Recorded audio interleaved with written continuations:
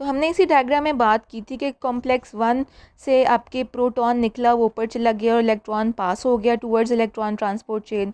Similarly complex 2 में से भी आपका प्रोटॉन निकला, वो इंटर मेम्ब्रेन स्पेस में चला गया और जो आपका इलेक्ट्रॉन था वो आपके पास हो गया toward in the electron transport chain.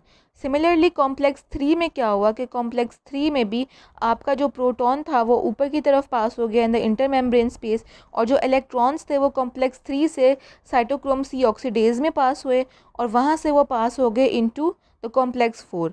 अब कॉम्प्लेक्स 4 में क्या होता है कि ये इलेक्ट्रॉन्स पास होते हैं, वापस माइटोकॉन्ड्रियल मैट्रिक्स में आते हैं, ये इलेक्ट्रॉन्स को एक्सेप्ट करता है आपका ऑक्सीजन, और जब ऑक्सीजन इन इलेक्ट्रॉन्स को एक्सेप्ट करेगा और तो वो वाटर में कन्वर्ट हो जाएगा। ठीक हो गया। तो यही बात अभी इन्हें बताएंगे भी आपको। Electrons flow downhill, electrons move in steps from complex 1 to complex 4, from carrier to carrier downhill to oxygen. Each carrier is more electronegative, ताकि इलेक्ट्रोनेगेटिव इसलिए होता है ताकि एक इलेक्ट्रिक ग्रेडियंट डेवलप हो, और इलेक्ट्रोनेगेटिव जितना ज़्यादा होगा तो वो एक जगह से दूसरी जगह चीज़ मूव कर पाएगी। हमने बात की थी ना कि एक पॉजिटिव चीज़ होती है एनोड, और एक पॉजिटिव चीज़ होती है कैथोड, और नेगेटिव एक मोड होता है एनोड। तो एक चीज़ जितनी नेगेटिव होगी वो उतनी पॉजिटिव चीज़ से उसको एक्सेप्ट करेगी। तो फॉर एग्जांपल जो आपका कॉम्प्लेक्स 1 था वो इतना नेगेटिव नहीं है, लेकिन जो आपका कॉम्प्लेक्स 2 है वो ज़्यादा नेगेटिव है। सो उस नेगेटिविटी, इंक्रीज नेगेटिविटी की वजह से आपका इलेक्ट्रॉन कॉम्प्लेक्स 1 से कॉम्प्लेक्स 2 की तरफ मूव करता है। So this is the concept behind that. Controlled oxidation होती है and there is a control release of energy. Coupling with oxidative phosphorylation. The electron transport chain and oxidative phosphorylation are coupled by proton gradient across the inner mitochondrial membrane. तो ये कहता है कि जैसे कि हमने एनिमेटेड वीडियो में हम ऑलरेडी डिस्कस कर चुके हैं क्या चीज़ हो रही थी। तो हमने ये बात की थी कि जो इलेक्ट्रॉन ट्रांसपोर्ट चेन जहाँ होगा साथ ही उसके ऑक्सीडेटिव फॉस्फोरिलेशन का एलिमेंट भी चल रहा होगा। द ई फ्लक्स या बाहर निकलना प्रोटॉन्स का from the mitochondrial membrane creates a electrochemical gradient. Y?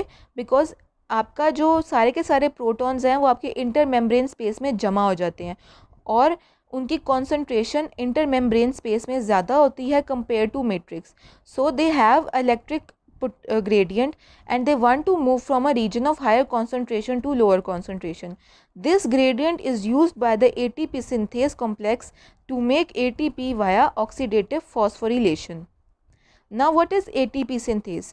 It is described as complex 5 of the electron transport chain. इसको complex 5 भी कहा जाता है।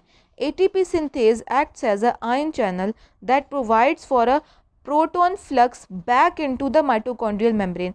तो वो जो सारे प्रोटॉन्स निकल रहे थे ना आपके हाइड्रोजन एटम में से, इलेक्ट्रॉन्स तो पास आउट हो गए, वो कॉम्प्लेक्स 4 में जाके जब उनको ऑक्सीजन ने एक्सेप्ट किया तो वाटर में कन्वर्ट हो गए, लेकिन जो आपके प्रोटॉन्स थे वो तो आपके इंटर मेम्ब्रेन स्पेस में पड़े हैं। तो वो प्रोटॉन्स फिर क्या करते हैं, एटीपी सिंथेस कॉम्प्लेक्स के थ्रू माइटोकॉन्ड्रियल मैट्रिक्स में वापस आते हैं। So ATP synthase acts as an ion channel that provides for a proton flux back into the mitochondrial matrix. Set up a proton gradient. तो आप देख रहे हैं ऊपर सारे जो प्रोटॉन्स आपके इंटर मेम्ब्रेन स्पेस में पड़े हैं वो सारे आपके ATP synthase कॉम्प्लेक्स में से एंटर हो रहे हैं। Allows the protons to flow through the ATP synthase, और जब ये protons from downhill move करते हैं from a region of higher concentration to lower concentration, तो एनर्जी रिलीज होती है और ये एनर्जी एडीपी को एटीपी में कन्वर्ट करने की हेल्प करती है। Chemiosmosis, the diffusion of ions across a membrane. The buildup of proton gradient just so proton could flow through ATP synthase enzyme to build ATP. तो वही बात कही कि इलेक्ट्रॉन ट्रांसपोर्ट चेन का मकसद क्या था। इलेक्ट्रॉन ट्रांसपोर्ट चेन का बेसिक मकसद ये था कि वो हाइड्रोजन एटम्स को स्प्लिट करे इलेक्ट्रॉन्स में और प्रोटॉन्स में।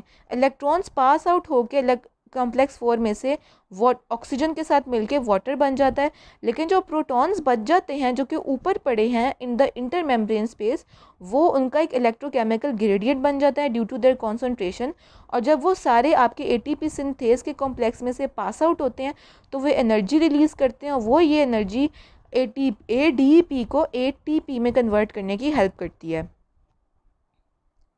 तो आपको ये बता रहे हैं यहाँ पे बात कि मैंने ये डायग्राम आपको शुरू में भी दिखाई थी कि लेफ़्ट साइड पे आपको नज़र आ रहा है सॉरी राइट साइड पे आपको नज़र आ रहा है कि इलेक्ट्रॉन ट्रांसपोर्ट चेन और ऑक्सीडेटिव फॉस्फोरिलेशन की वजह से आपके 36 ADP बन रहे होते हैं as a result of cellular respiration, 36 ATP। लेकिन अगर सबस्ट्रेट लेवल की फॉस्फोरिलेशन होगी तो साइटोसोल में सिर्फ 2 ATP बनेंगे और क्रेब्स साइकिल की वजह से भी सिर्फ 2 ATP बनते हैं। तो ऑक्सीडेटिव फॉस्फोरिलेशन की वजह से ATP ज़्यादा जनरेट होता है। लेकिन अगर सिर्फ सबस्ट्रेट लेवल की फॉस्फोरिलेशन हो कि सबस्ट्रेट जोन से हैं खुद फॉस्फोरिलेट कर दें ADP को ATP में, तो ATP जनरेट तो होता है लेकिन वो कम अमाउंट में जनरेट होता है। Taking it beyond, what is the final electron acceptor in the electron transport chain, we have already discussed it, which is the oxygen. So जब कॉम्प्लेक्स 4 में से आपके इलेक्ट्रॉन्स बाहर आ जाते हैं तो ऑक्सीजन उनको एक्सेप्ट करता है और ऑक्सीजन वाटर में तब्दील हो जाता है। So what happens if oxygen is unavailable? Electron transport chain backs up, nothing to pull the electrons down the chain. NADH and FADH can't load hydrogen. ATP production ceases and cells run out of energy. तो ये importance है oxygen की, ये viva point of view से important है कि oxygen करती क्या है ऐसा जिसकी वजह से अगर वो ना हो तो आपका ATP नहीं बनेगा। तो ऑक्सीजन क्या करती है, वो फाइनल एक्सेप्टर होती है इलेक्ट्रॉन्स की, जो इलेक्ट्रॉन ट्रांसपोर्ट चेन में से पास आउट होके कॉम्प्लेक्स 4 में से बाहर निकलते हैं और ऑक्सीजन उनको एक्सेप्ट कर लेती है। Thank you very much. बहुत ही इंतहाई इजी लेक्चर था और मैं समरी नोट्स को साथ अटैच कर देती हूँ ताकि आपको बेहतर समझ आ सके।